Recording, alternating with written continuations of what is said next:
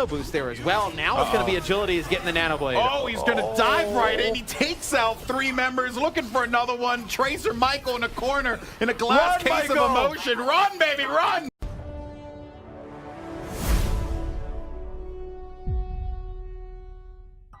Hi there, and welcome again to another edition of the still unnamed Overwatch Esports Roundup. I'm your host and your girl Lio, and I'm here to bring you news of the week and recap the matches. All the news sources and other helpful links can be found in the YouTube video description. We're going to start off this week with a recap of Week 6 of Overwatch Contenders North America. For Game 1, we saw Envious, top of the leaderboard, undefeated, versus Rogue, whose playoff chances were on the line. If they won, they were going to the playoffs. If not, well, it's a little complicated. We'll get to that part later.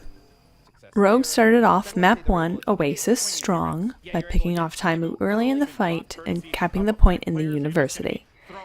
Envious conserved their ults well to counter in order to take the map after some great back and forth.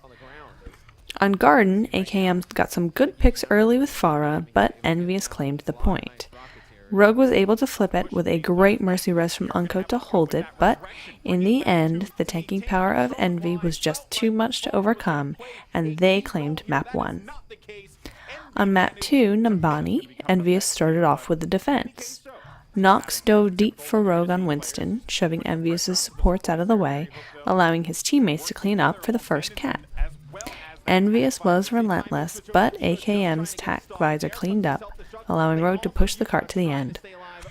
On offense, Envious breezed through with Effect just destroying things on Tracer. However, after the second point, they struggled to find a foothold, just managing to get to the third point after a lengthy overtime. Envious defended the tie with a triple tank comp. Harry Hook was able to build a tack visor. Plus a nano boost meant Envious holds the point, so the map ends in a tie. Envious started the defense on Volskaya with Taimu on Sombra and Effect on 76. They nearly held point 1, but Rogue took it in overtime. Envious held point 2, then moved to offense. Effect's Tracer was lovely as always, and allowed them to move to point 2 quickly. Taimu went to the back with a 76 to clean up, and Envious took it, and the hopes of Rogue of going to the playoffs. There was another map to go though, so to Gibraltar we went. Rogue started off strong, pushing the cart to nearly point B with not a lot of contention. Effect swapped to Doomfist and punched through much of the time bank with a solid hold during point 2. Rogue was able to get through, and then Envious wasn't really able to fully stabilize, letting Rogue take the last point during overtime. Taimu's Widowmaker was fantastic as usual, but they stalled before the last point, leading to a Rogue map win. It's unfortunate that Rogue had to go out like this.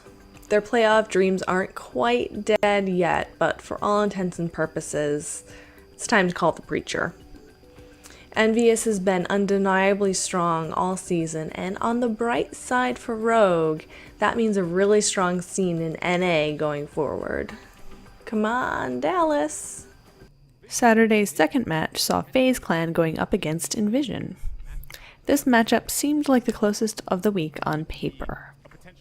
Match 1 saw both teams going to Lijiang Tower's night market with a mirror comp. Genji and Tracer, Zenyatta and Lucio, Diva and Winston. FaZe started off with a team kill just as the control point unlocked. Envision was able to retake once, but not dominantly, and FaZe took the map. FaZe took the point and control tower with ease, their usual Genji player Shadowburn wrecking face on Zarya for a change of pace in a triple tank comp. FaZe took the map with 0% on the point for Envision. Shadowburn continued on the Zarya for defense on Eichenwald. Envision came out swinging, taking the first control point. FaZe had some strong holds though, keeping them from getting to point 2. FaZe used Pharmacy to assault, with Raucous as the Mercy. Carpe's Genji cut through Envision to take point 1. Pharah's rockets and Factor Fiction's Tesla cannon on Winston did a ton of AoE damage to Envision while they grouped up on their way back to the point. FaZe takes that map too. Envision took attack first again on Hanamura, blazing it hot to take point 1. Shadowbird's Genji made himself at home on the point though, and FaZe held point 2. Carpe's Tracer was allowed to do just whatever, largely ignored, which Envision would begin to regret. FaZe took point 1, but Envision held strong on point 2 through a lengthy series of stalls in overtime. It's a tie, so both teams get a map point, meaning FaZe takes the series. They went to Dorado next. Envision started on offense, but once again Carpe's Tracer had something to say about it. Raucus used Ana's biotic grenade to make the difference in FaZe's favor. Envision's Jaru made some headway with high-yield Genji ults, but the push ended right before the second point. McGravy started off high on 76 for Envision's defense, and FaZe had a bit of trouble getting through. FaZe similarly made space with some Genji ults from Shadowburn, managed to push the payload to Envision's point in a hotly contested overtime. Envision's trajectory this season was kinda weird. They started off really strong with a lot to prove after they bought the slot off Team Liquid, and then they looked progressively sloppier through the season. This was especially evident during this series when the Observer used Carpe's POV on Tracer. They just kinda let Homeboy run ragged all over their supports with zero contention. The two teams will be meeting off again in the playoff bracket, and I'm wondering whether we'll see the prepared Envision ready to prove themselves from early in the split or lackadaisical Envision from the last couple weeks.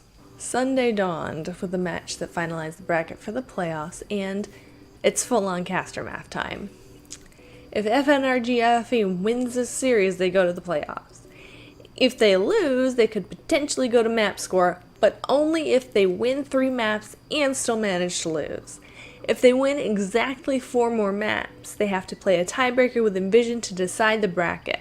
If it's fewer, they receive the lower seed automatically, I think. So, we start off on Lijiang Tower. First map is Control Center and a mirror comp, with McCree and Junkrat dealing damage, Zarya and Reinhardt tanking, Lucia and Ana with the heals. Primo Dolce's Reinhardt charged in and got cut down, but Renegades played it smart and managed to cap the point first. FNRGFE took it back, but Mangachu's Riptires were on point, and Renegades claimed the point, then, shortly, the round. Mangachu swapped to Pharah with Sherlocki on Mercy to support her in the night market, and Renegades again claimed the point first. The point swapped hands several times, but FNRGFE managed to take the round. It was a pharmacy face-off again in the garden map, with FNRGFE getting the upper hand. Renegades only flipped the map in overtime. From then, though, it was constantly contested until Renegades pulled it to their own 99%, finally taking the map win. Numbani was up next. Bugs kicked everyone off the point with Pharah, which allowed FNRGFE to take the point pretty quickly. They stalled in the streets before they were able to take to the second point, and again stalled before not quite being able to cap the final point. Mangachu used a different tactic from Buds with his Pharah, so Renegades didn't have quite as explosive a start as FNRGFE as a result. They took point 1 in overtime, then despite some good play, they didn't quite make it all the way to point 2. FNRGFE started Hanamura on defense, and it was a huge melee from the start with extended fights on the point. Renegades took point 2 relatively quickly, over 3 minutes left on the clock. Mangachu took Junkrat again, and Zachary's Roadhog hooks were instrumental in stalling on both points. Renegades shut down key members in every engage in order to take the map. Now up 2-1, Renegades started off Gibraltar on defense. FNRGFE came out swinging, almost as though their playoff hopes were on the line, taking it to nearly point 2 before meeting just about any resistance. There was a lot of fighting before the end, with Buds' Widow picking off FNRGFE as they came out of spawn in overtime to secure the final point. Side 2 was also a pretty messy non-stop scrum, with FNRGFE holding Renegades before point 2, which leads to a tied game, going to Ilios for Game 5. Lighthouse started off with Renegades taking the point. It's Pharmacy a go-go with both teams getting 99% and fighting for their lives, which FNRGFE gets the better of. More Pharmacy in the well, and Zachary chose the Rogue Hog, which was so effective on Hanamura.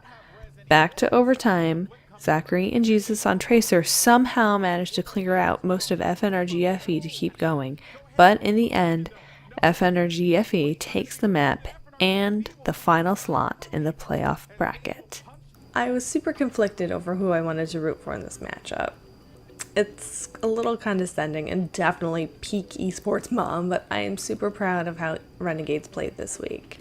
It would have been very easy for them to just lie down, play crappy comps, whatever, but they brought the heat and it was really great to watch them play. I'm also proud of FNRGFE and the path that they're on. The alphabet soup from their name comes from the esports organizations they were dropped from, as Overwatch rosters got axed left and right through the summer. It would have been real easy for them to quit too, but now they've made the playoffs and I can't help but admire that tenacity. Match 1 of Game 4 took place on Nepal. Agility showed off the power of the new Riptire for Immortals when they took initial control on Shrine. Immortals swapped it for a while, so Agilities broke out his Genji, and that's just about all she wrote. In the village, Agilities opted for the Pharmacy combo, going up against Baby Bay's Hitscan Soldier 76. Congarna took the point first, but Immortals took it back quickly, a Mercy Reds from Kariv adding insult to injury. Congarna flips it during overtime, but it's no match for the whole hog. Immortals takes the map. King's Row was up next with Congarna starting on offense, with Baby Bay playing Roadhog in a triple tank combo. After he swapped to 76 and took the high ground, they started to make progress. It stalled for a bit with just Agility's things, but eventually Congarna pushed it to point 3. It goes pretty similarly in the opposite direction, leaving both teams with 3 points captured and very minimal time banks. Congarna's minute to reassault and Immortals' minute and 5 seconds ended the same way, with Mupkis making for a draw. Next up was Hanamura. Congarna had a tough time on point 1. When Agilities plays Genji, he does a heck of a brick wall impression. Immortals held Congarna to 93% on point 1. Both sides used Orisa when they swapped sides, and Grim Reality played Reaper to chunk down those beefy tanks. Immortals takes Hanamura no sweat. We closed out the regular season in Dorado with Congarna on Assault. Support Dogman took Farah, and Baby Bay was playing Mercy. However, Immortals apparently just don't have a well-developed sense of whimsy. Congarna didn't make it to point 1. Agilities played Genji in the Swan Song, and Immortals took the map. That will do it. GG! And thus, the regular season ends with a bit of a whimper. A no-stakes winner-takes-6th place brawl. The games were entertaining enough, and one last look at Agilities and Baby Bay before Overwatch League claims us all was maybe a good way to go out. Our schedule is now set in stone for the playoffs. We'll have Envious taking on FNRGFE at 5 p.m. Eastern on October 7th, with FaZe vs. Envision to follow at 7. On the 8th, the winners face off at 5:30 to see who will be crowned champion of Season 1 of Overwatch Contenders North America. The playoffs are taking place at a LAN in the brand new Blizzard Arena, Los Angeles in Burbank. Tickets have been sold out for weeks for the first event at the arena, so if you're just hearing about it now, you're gonna have to watch it with me on Twitch. Of note from Overwatch League, Envious acquired Seagull as a 7th member of their Overwatch League team. They say he's going to be using a specialist role, swapping out with their existing DPS players when a map calls for Farah, among others.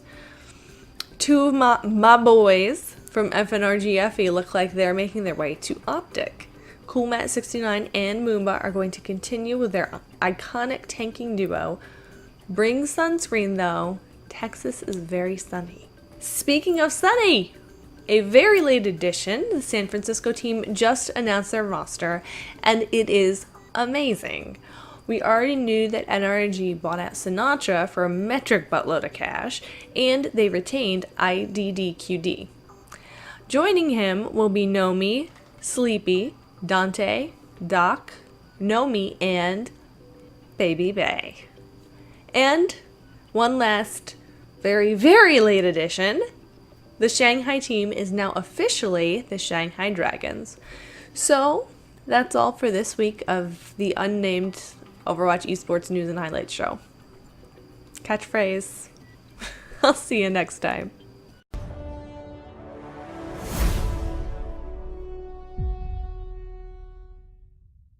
Play what makes you happy, Yeah. right? Like that's